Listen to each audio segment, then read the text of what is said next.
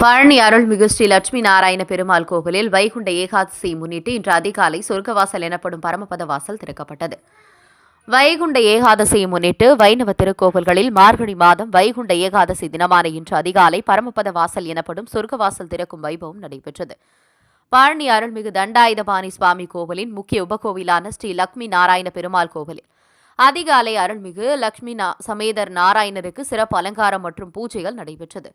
தொடர்ந்து 4 மணி அளவில் சொர்க்கவாசல் எனப்படும் பரமபத வாசல் திறக்கப்பட்டு அதன் வழியாக பெருமாள் எழுந்தருளி பக்தர்களுக்கு அருள் பாலித்தார்.